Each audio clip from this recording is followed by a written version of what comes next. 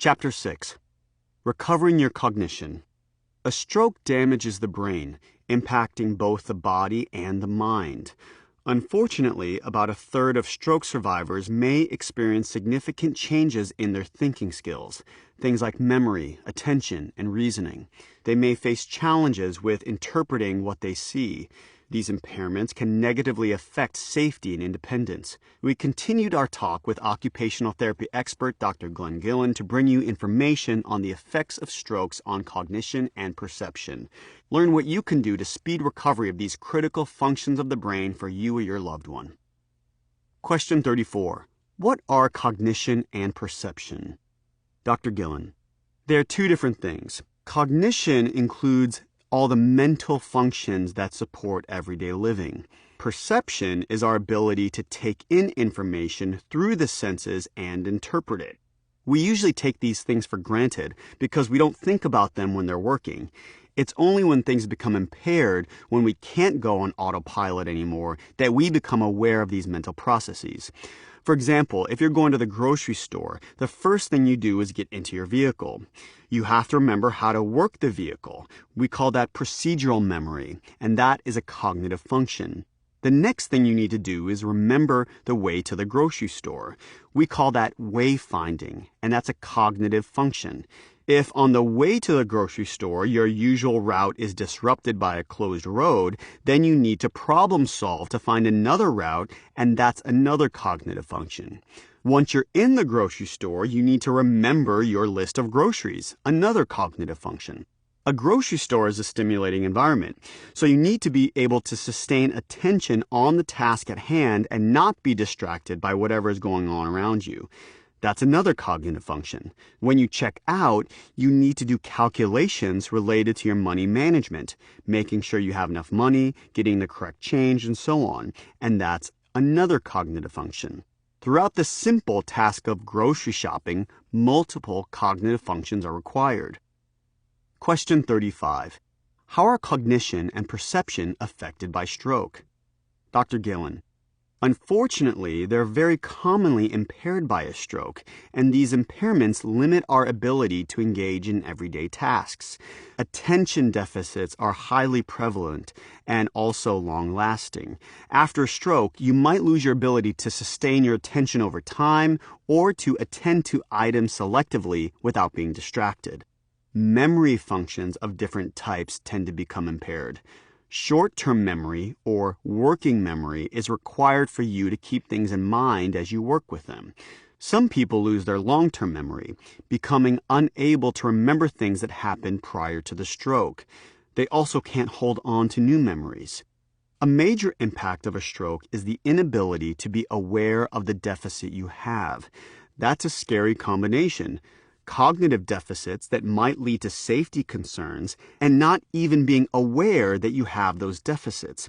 We spend a lot of time evaluating awareness of deficits before we treat them. Perceptual deficits are both fascinating and highly frustrating. There are people who have the ability to see, but they can't recognize an object in front of them. That's called agnosia. Some people may lose their color perception, which is less extreme but can affect their quality of life. Other people lose their depth perception, so if they're reaching for an object like a glass, they might reach past it, or if they're stepping up a staircase, they might misperceive the height of the step and trip. Another common impairment after stroke is what we call left neglect. Left neglect is a one-sided attention disorder, meaning people don't pay attention to information on the left side, even though their vision is fine. They read only half the page, eat the food only on half of their plate, and talk to people on only one side of the table at a family meal. These perceptual deficits after a stroke can be quite devastating if they're not picked up. But if they're noticed, there's a lot we can do about them. So it's important that stroke survivors get specific evaluations in the area of cognition and perception from their rehab team. Visual deficits are also prevalent after a stroke, depending on where the stroke occurred. It's common to experience loss of acuity, so even if you wore glasses before, your glasses might not offer the same correction that they did prior to the stroke. people also have issues related to double vision after a stroke. The other big one is visual field loss, where people have blind spots in their eyes. There are occupational therapists, ophthalmologists, and neuro-ophthalmologists for whom these visual deficits become a specialty. The key is to seek out these vision specialists so you can get a comprehensive evaluation to figure out what your exact visual deficit is. The good news is that they have techniques that can get your vision to where it's more comfortable for you, if not back to normal. Question 36. Who can help with cognitive recovery? Dr. Gillen. There are many professionals involved in cognitive rehabilitation because it has such a lasting impact on a patient's life. Each of these professionals makes a unique contribution to the area of cognitive rehabilitation. People should seek out the services of occupational therapists if their cognitive deficits are having an impact on their everyday lives. Your everyday life could include tasks as simple as taking care of your body, dressing yourself in the morning, or bathing yourself. Or it could include more complex tasks, such as parenting, going to school, or working. Occupational therapy can help with these areas of your life. Neuropsychologists diagnose cognitive deficits with detailed assessments, and now they're also moving into interventions related to cognitive rehab. If you want to re-enter your community, return to school, or return to work, anything beyond a schedule that's the same every day, it's important to get a neuropsychological assessment. Speech-language pathologists also look at cognition, specifically as it relates to communication, understanding, speaking, reading, or writing. Author's note: many stroke survivors wonder why they're seeing a speech-language pathologist when they can talk just fine. However, cognitive problems nearly always have some impact on communication. A person with a cognitive communication disorder may have difficulty paying attention to a conversation, staying on topic, remembering information, responding accurately, understanding jokes, or following directions. These problems can have a negative impact on social situations as well as on daily routines and responsibilities. Speech therapy can help to improve communication by targeting the underlying cognitive skills. Question 37. How can therapy help people deal with problems with cognition and perception? Dr. Gillen. It's a two-phase approach. First is the idea of awareness building, and it starts from day one and continues throughout the rehabilitation process. What is striking about awareness is that most patients are aware of their motor deficits but not their cognitive deficits. If I walk into a room, the first thing they'll say to me is, "I can't walk anymore. I can't use my right arm." Rarely will people say early on after stroke, "I'm forgetting things," or "I can't attend to things on the left side of my body," or "I'm distracted." Self-awareness of deficits is essential for safety, and it's essential for stroke recovery.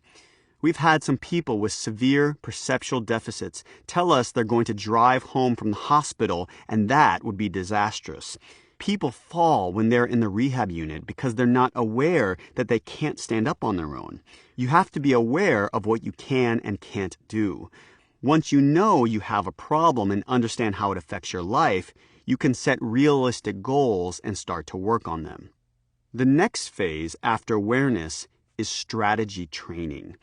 Despite having a cognitive deficit or perceptual deficit, we can circumvent it or go around it by using various strategies. To buy into using a strategy, people have to be aware of their deficits first. So it's awareness training and then it's strategy training to try to circumvent the impairment. Question 38. Cognitive, perceptual, and communication problems aren't always visible to people on the street. How can stroke survivors with these problems best interact with others when they have an invisible disability? Dr. Gillen. In many cases, people have a combination of motor and cognitive deficits, so it's clear to the person you're interacting with that something has happened. If you have a cognitive, perceptual, or communication deficit, but no motor deficit, so no limp, weak hand, or something that you can now see, it becomes problematic because people don't know how to interact with you. It's really important to empower the stroke survivor to take responsibility to make other people feel comfortable. Going back to that idea of awareness, we use the term online awareness or emergent awareness, which means that you're understanding in real time when an interaction's not going right. For these situations, we coach people to say things like, "I'm having trouble understanding you. Can we go to another part of the hallway where there are fewer people around?" Or, "I'm going to ask you to repeat that a couple of times because I have trouble remembering things." Or, "Do you mind if I take out my phone and jot notes on this conversation?" Or, "Take out my daily planner?" When the stroke survivor takes the lead, it makes the person whom they're interacting with feel more comfortable with that interaction. Otherwise, the person can misperceive that the stroke survivor is not paying attention or is not interested in the social interaction. We use those strategies a lot when people go back to work environments. You don't have to disclose that you've had a stroke, but your coworkers might misinterpret your invisible disability and think you're a poor employee or you're not as invested as the rest of them. So it really falls on the stroke survivor to make the other person involved in the interaction feel comfortable and understand what the deficit is. Question 39. What can family members do to help their loved ones with cognitive problems? Dr. Gillen. Just as we have to modify the physical environment to be safe, we also have to modify the social environment at home. That might mean more education for the family to help them understand that the stroke survivor may comprehend but may take longer to react. They have to speak more slowly or wait longer for a response. If somebody is distractible and has an attention deficit, a family meal can be fun but also very frustrating because people are talking over each other and there are multiple conversations going on. So you try to limit the distractions to make the person feel engaged and part of the family unit. When a stroke survivor is trying to communicate a thought, we instinctively want to finish his or her sentence and move on, but that's not always going to help that person. We're natural helpers. We want to help our loved ones, but over-helping might do a disservice.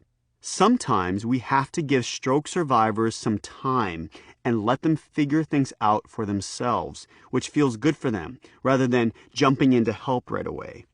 For memory problems, we can use very low-tech solutions like placing sticky notes with reminders on what has to be done in key places around the house, such as next to the bed, on the kitchen counter, or on the bathroom mirror.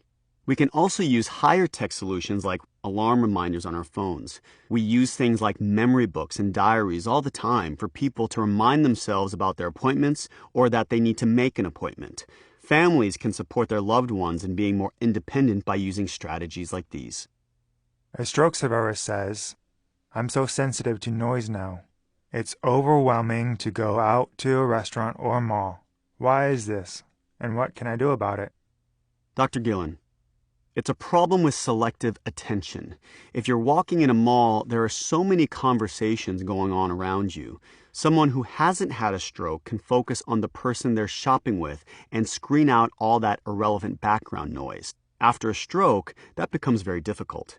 There are a couple of things to try. The first is to go during off-peak times. Go to the mall or to a restaurant when it's not going to be the busiest, such as on a Friday evening at the mall or during an early bird special in a restaurant. You also need to control your own environment in terms of distractions. For example, turn off the TV or radio when talking, because what's background noise for some becomes overwhelming for the stroke survivor. You can also try wearing noise-canceling headphones without playing music through them to decrease the distraction. Question 40. How can technology help with cognitive problems after a stroke? Dr. Gillen. In the cognitive domain, a smartphone can really become a cognitive prosthesis, a device that helps when the body or brain isn't working right. We can set up alerts and reminders to take pills or to go to an appointment. We can make to-do lists to keep ourselves organized. Technology is an integral part of our day-to-day lives, so everyone can use it to help with memory and organization. Using technology to improve cognition, from Megan. Technology can be an amazing tool to help stroke survivors function better in daily life. There's no shame in using a tool or strategy to help. Nearly everyone today relies on a paper or digital calendar to remember appointments.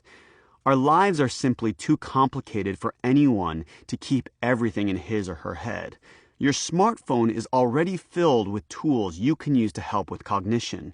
These are the apps you'll find on an iPhone, but there are similar apps on Android devices.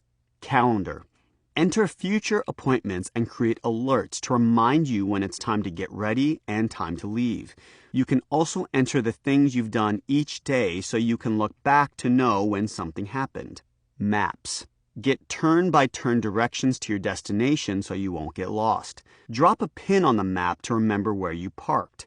Explore walking, biking, and public transit routes if you're not driving. Camera. Take pictures of the things you do and see during the day to help you remember. When someone shows you something you'd like to look into further, snap a photo so you won't forget. Contacts. Add photos to your address book to reference when you can't remember somebody's name. Add birthdays, family members, and notes about how you know each person. Clock. Alarms aren't just for waking up in the morning. Set alarms for times throughout the day to remind you to take your medication, do your exercises, or drink enough water, whatever you regularly forget to do. Calculator. To calculate tips or divide checks, just use the calculator. Notes and reminders. Make shopping lists and add to them as you notice you've run out of something. Set reminders for when it's time to pay bills, or better yet, automate your payments so you won't have to think about them. Voice memos. If typing is a problem, record your spoken notes or send voice-based text messages. Use the built-in dictation feature on your keyboard to turn your voice into printed words in any app. Find My Friends. Share your GPS location with your family members so they won't worry about where you've gone. Specialized tracking apps are available for those with a history of wandering off. Health. Track your blood pressure, steps, and other exercise goals. Add a wearable fitness band for closer monitoring of your heart rate, sleep, and activity. Physical exercise may be the best therapy for cognitive problems as it increases blood flow to the brain. The most challenging part of using an app or strategy might be remembering to use it when you need it. Find the tools that work best for you. Then practice using them over and over until they become a habit. A stroke survivor asks, what about brain training games? Do they help? Dr. Gillen, when they're used in isolation as the whole therapy, I'm not a fan. We have to consider generalization. What tends to happen is that you become better at playing that game. But does that brain training allow you to be able to balance your checkbook or to search the web to find the cheapest airline tickets? Most studies have shown that you will improve on the game or activities that are similar to the game, but not necessarily to other activities. That being said, I'm a fan of an active brain. So if the games are done in conjunction with a full rehab program and are only a side activity, then there's absolutely nothing wrong with them, and I would encourage their use.